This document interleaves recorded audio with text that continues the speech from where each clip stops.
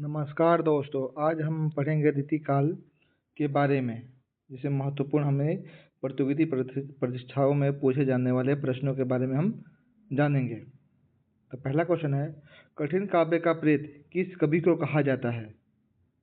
भूषण, केशव, घनानंद, पद्माकर। तो इसमें हमारा सही आंसर है बी, केशव। केशव दास को कठिन काव्य का प्रेत कहा जाता है और इनको कठिन काव्य का प्रेत रामचंद्र शुक्ल ने कहा था।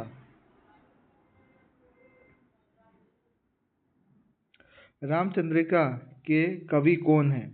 जो रामचंद्रिका है उसके कवि कौन है? तो उसके कवि हमारे केशव दास जी हैं। केशव दास जी का जन्म 1555 ईस्वी में हुआ था। इनकी प्रमुख रचनाएं हैं रसिक प्रिया, विज्ञान गीता, रत्न बावनी। ये सब इनकी प्रमुख कविताएं हैं। निम्न में से कौन सा ग्रंथ केशव का नहीं है? अर्थात केशव द्वारा कौन सा इसमें से ग्रंथ नहीं लिखा गया है? भाषा भूषण, रत्न बावनी, विज्ञान गीता, जहांगीर जस चंद्रिका। तो इसमें जहांगीर जस चंद्रिका है ही है, गीता विज्ञान गीता है ही है, रत्न बावनी है ही है। तो इसका हमारा आंसर कौन सा है? ए हमारा इसका आंसर है, जो कि केशव दास की नहीं है। इनमें से किसने आदिकाल को जयकाल तथा रीतिकाल को कलाकाल कहा है? तो इसमें से रीतिकाल को कलाकाल हमारे डॉक्टर रामाशंकर शुक्ल रसाल ने कहा है, बी। इन्होंने आदिकाल को जयकाल नाम से पुकारा है। रीतिकाल को अलंकृत काल किसने कहा है? रीतिकाल को अलंकृत काल किसने कहा है? ए, मिश्र बंधु, बी, विश्वनाथ प्रसाद मिश्र, सी, आचार्य रामचंद्र शुक्ल, डी, राम कुमार वर्मा। तो इसका सही आंसर है हमारा ए, मिश्र बंधुओं ने रीतिकाल को अलंकृत काल कहा है। रीतिकाल को कलाकाल किसने कहा? रीतिकाल को कलाकाल किसने कहा है? अभी हमने एक क्वेश्चन पढ़ा था, तो इसका हमारा सही आंसर क्या हो जाएगा? बी, डॉक्टर रामाशंकर शुक्ल रसाल ने रीतिकाल को कलाकाल कहा है। रीतिकाल को अलंकृत काल किस संज्ञा किसने दी है? रीतिकाल को अलंकृत काल की संज्ञा किसने दिया है? तो ये हमारा मिश्र बंधुओं ने दिया है। रीतिकाल को अलंकृत काल मिश्र बंधुओं ने दिया है। इसका आंसर हमारा ए।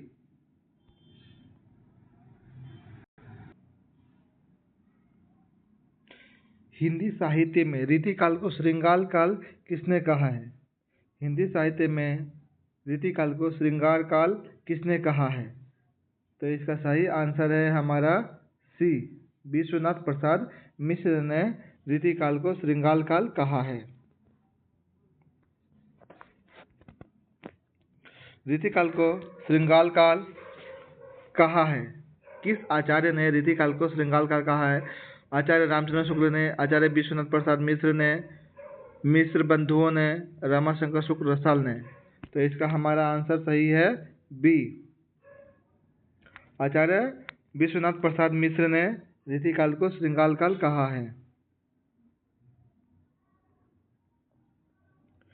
उत्तर मध्यकाल को रीतिकाल की संज्ञा किस विद्वान ने दिया है? उत्तर मध्यकाल को रीतिकाल की संज्ञा किस विद्वान ने दिया है? तो मिश्र बंधु, बी, आचार्य हजारी प्रसाद द्विवेदी, सी, आचार्य रामचंद्र शुक्ल, डी, उपरोक्त में से एक से अधिक। तो इसका सही आंसर है हमारा सी।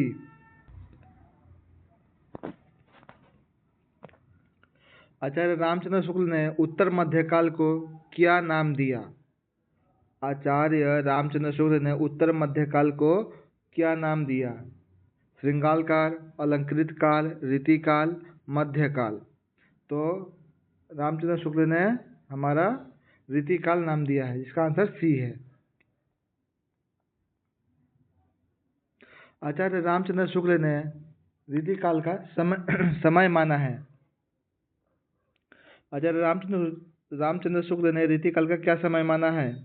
1600 से लेकर 1800 तक, 1700 से लेकर 1900 विक्रम संवत, 1500 से लेकर 1750 विक्रम संवत, 1600 से लेकर 1850 विक्रम संवत।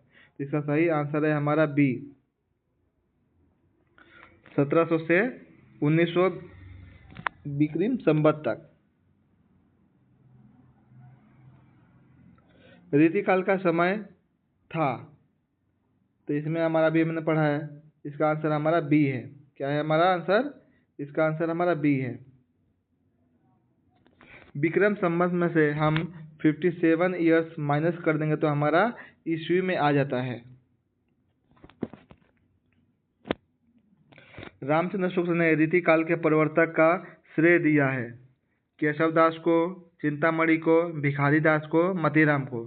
आचार्य शुक्ल ने रीतिकाल के प्रवर्तक किसे माना है? तो हमारा बी आंसर, आचार्य चिंतामणि को इन्होंने रीतिकाल का प्रवर्तक माना है।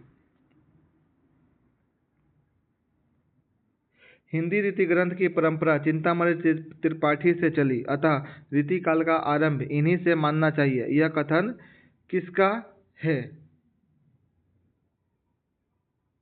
हजारी प्रसाद द्विवेदी, रामचंद्र शुक्ल, मिश्र बंधु, राम कुमार वर्मा। हिंदी रीति ग्रंथों की परंपरा चिंतामणि त्रिपाठी से चली, अतः रीतिकाल का आरंभ इन्हीं से मानना चाहिए। यह कथन हमारा रामचंद्र शुक्ल के अनुसार इन्होंने कहा है। आचार्य रामचंद्र शुक्ल ने रीतिकाल का प्रवर्तक आचार्य किसे माना है? आचार्य केशवदास को, मतीराम को, चिंतामणि को, बिहारी को। तो हमारा आंसर क्या होगा? रामचंद्र शुक्ल ने रीतिकाल का प्रवर्तक चिंतामणि को माना है, सी आंसर होगा हमारा। ब्रज भाषा में श्रृंगार कवियों की परंपरा में इन्हें अंतिम प्रसिद्ध कवि समझना चाहिए। आचार्य शुक्ल ने यह तथ्य किस कवि के बारे में कहा है? ठाकुर, द्विजदेव, ग्वाल या बोधा। ब्रज भाषा में श्रृंगार कवि की परंपरा में इन्हें अंतिम प्रसिद्ध कवि माना जाता है। तो हमारा आंसर क्या है? द्विजदेव, बी हमारा आंसर। इसमें द्विजदेव को अंतिम कवि मानना चाहिए।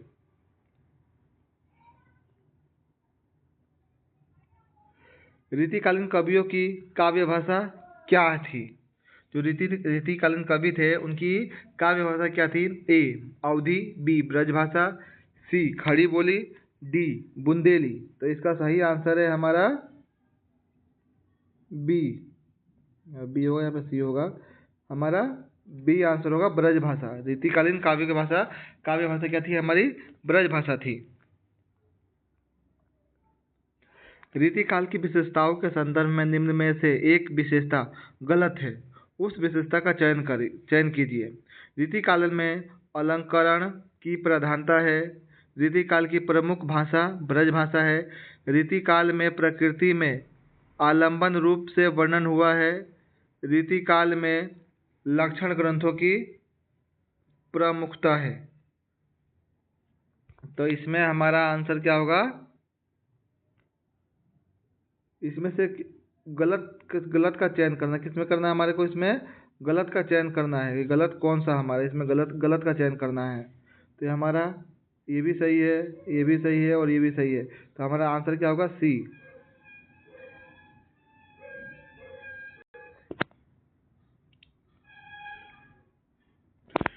रीतिकाल में किस रस की प्रधानता काव्य में रही है?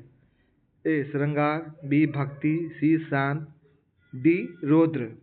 तो हमारा इसमें आंसर है रीतिकाल में श्रृंगार रस की प्रधानता रही है, ये आंसर होगा हमारा इसमें।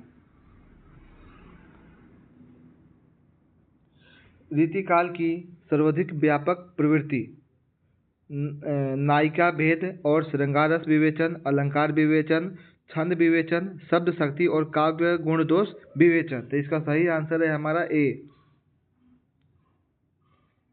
नायिका भेद और श्रृंगार रस विवेचन। निम्नलिखित कवियों के जीवन का कालक्रम के रूप में सही से व्यवस्थित करें।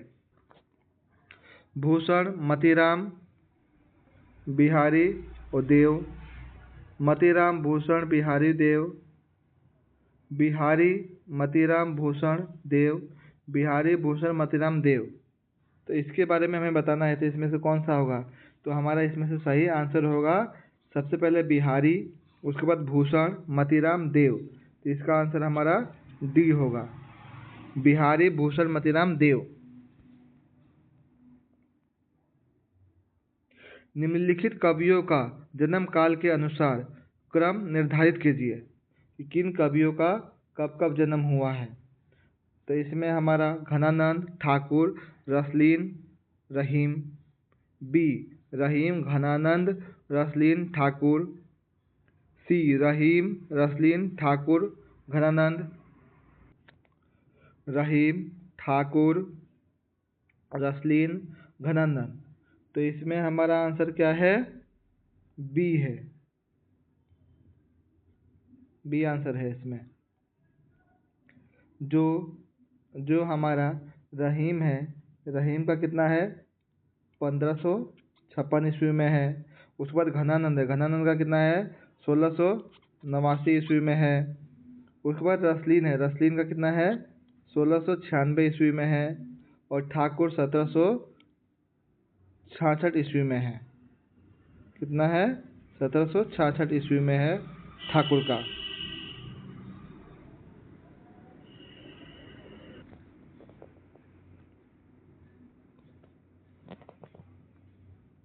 निम्नलिखित कवियों को उनके जीवन काल अनुसार आरोही क्रम में व्यवस्थित करें। केशव सेनापति देव पद्माकर, बी सेनापति पद्माकर देव केशव, सी केशव देव पद्माकर सेनापति, डी केशव देव सेनापति पद्माकर। तो इसमें हमारा सही आंसर क्या है? सबसे पहले हमारा इसमें केशव है, केशव के बाद सेनापति है, सेनापति के बाद देव है, देव के बाद पद्माकर है। तो इसमें हमारा ए आंसर है। क्या है? ए आंसर है हमारा। केशव का जन्म है 1555 ईस्वी में जन्म हुआ है इनका। सेनापति का 1589 में हुआ है। देव का 1673 ईस्वी में हुआ है जन्म। और हमारा पद्माकर का 1753 ईस्वी में जन्म हुआ है। इस तरह हम इस काल क्रम को जीवन कालानुसार हमको व्यवस्थित कर सकते हैं। रीतिकाल के प्रमुख कवियों में हैं, जो रीतिकाल में है, रीतिकाल में कौन कौन से कवि प्रमुख है? इसमें से कौन सा है?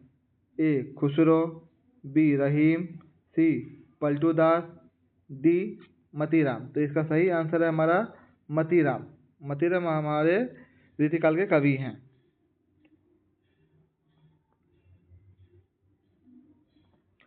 निम्नलिखित विकल्पों में से रीतिकालीन कवि कौन से हैं? ए नंददास, सूरदास, परमानंद दास, चित्तस्वामी, बी बिहारी मतीराम घनानंद भूषण, सी मैथिली शरण दिनकर श्रीधर पाठक सोहनलाल द्विवेदी, डी जायसी मंझन विद्यापति और चंद्रवरदाई। तो इसमें हमारा दोनों कवि हमारे आदिकाल के कवि हैं। इसका सही उत्तर क्या है हमारा? बी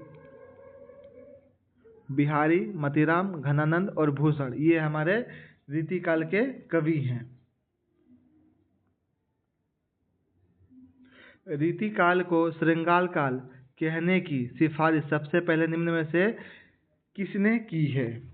रीतिकाल की सिफारिश श्रृंगाल काल कहने का सिफारिश सबसे पहले किसने किया है? रामचंद्र शुक्ल, हजारी प्रसाद द्विवेदी, रामस्वरूप चतुर्वेदी या विश्वनाथ प्रसाद मिश्र। तो इसमें हमारा आंसर है ए रामचंद्र शुक्ल ने इसकी सिफारिश की थी कि रीतिकाल को श्रृंगाल काल कहा जा सकता है। पंडित विश्व प्रसाद मिश्र ने उत्तर मध्यकाल को क्या नाम दिया है? पंडित विश्वनाथ प्रसाद मिश्र ने उत्तर मध्यकाल को क्या नाम दिया है? ए श्रृंगाल काल, बी रीतिकाल, सी अलंकृत काल, डी उपयुक्त में से एक से अधिक। तो इसमें हमारा आंसर ए है। क्या है? ए विश्वनाथ प्रसाद मिश्र ने रीतिकाल को श्रृंगाल काल कहा है। आज हमारे प्रश्न यहीं तक थे। वीडियो को देखने के लिए धन्यवाद। और आप लोग हमारे चैनल को सब्सक्राइब करें जिससे आपको नोटिफिकेशन मिले। और आप प्रतियोगिता परीक्षाओं में पूछे जाने वाले प्रश्नों को सही से तैयार कर सकें। धन्यवाद।